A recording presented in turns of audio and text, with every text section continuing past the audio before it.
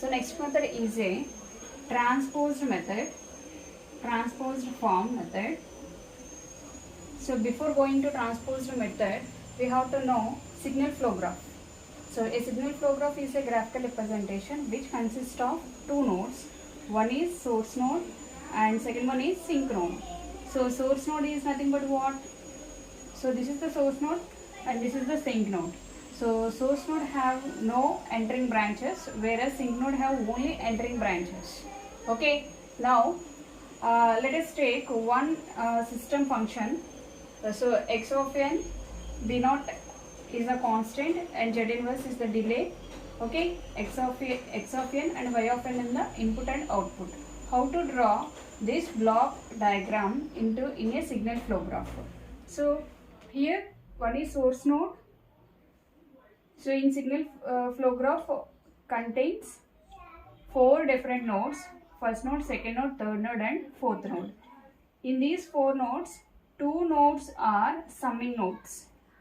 So what are the 2 nodes? 1 and 3 are summing nodes, whereas 2 and 4 are branching nodes.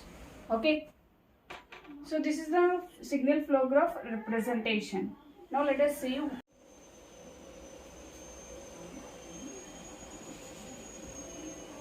So now see transposed form method. So we have seen signal flow graph, how to draw the signal flow graph with respect to by using a block diagram. Now first reverse the direction of all branches. So take all the branches and reverse the direction. For example, there is a direction, forward direction, you have to reverse the direction like this. Okay. Now interchange inputs and outputs. So input becomes outputs and output becomes inputs. Okay. Now reverse the roles of all nodes. So you have to reverse all role of all nodes. Then fourth point is summing points become branching points and branching points become summing points. Okay. So in the signal flow graph representation, there are some summing points and branching points. You have to reverse both summing and branching points.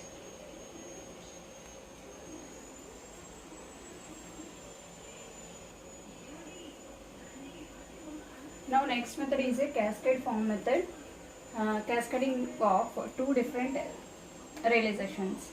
Okay.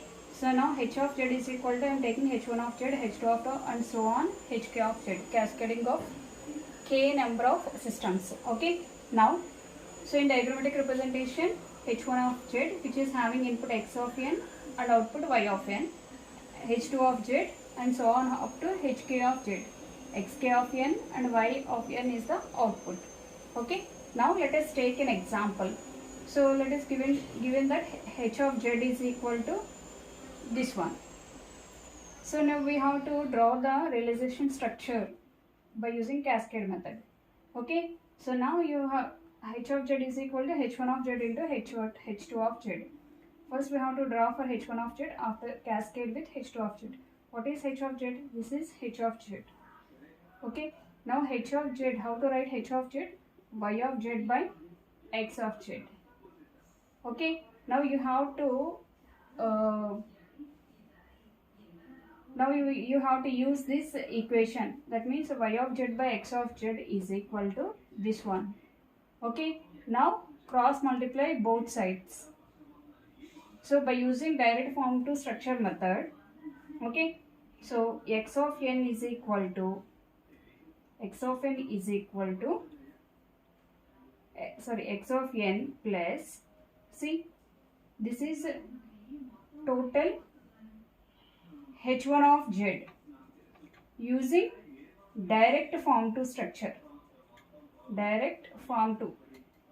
and this is h2 of z. Now this is also direct form to structure.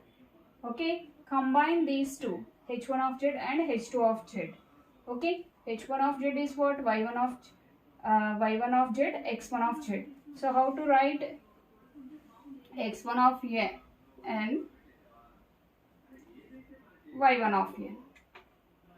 y2 of z is equal to, sorry, h2 of z is equal to x2 of n, y2 of n. Okay, so this is x1 of n and y1 of n. x1 of n, y1 of n, and x2 of n, you are getting y2 of n. Okay, so take this equation, equate this equation y1 of x1 of output by input. Sorry. So this is output by input, that is h of z is equal to y of z by x of z. h2 of z is equal to y2 of z by x2 of z. So now you have to realize this equation by using direct form to method and cascade two functions, h1 of z and h2 of z.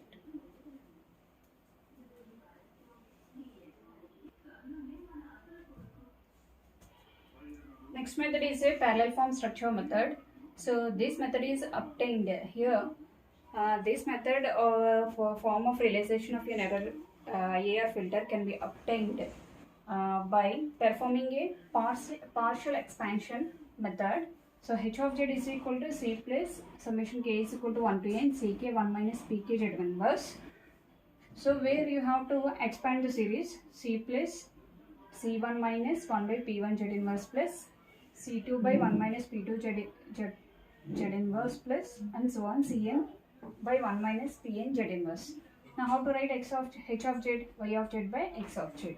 Okay, so now you have to take this as h1 of z, this as h2 of z and so on hn of z.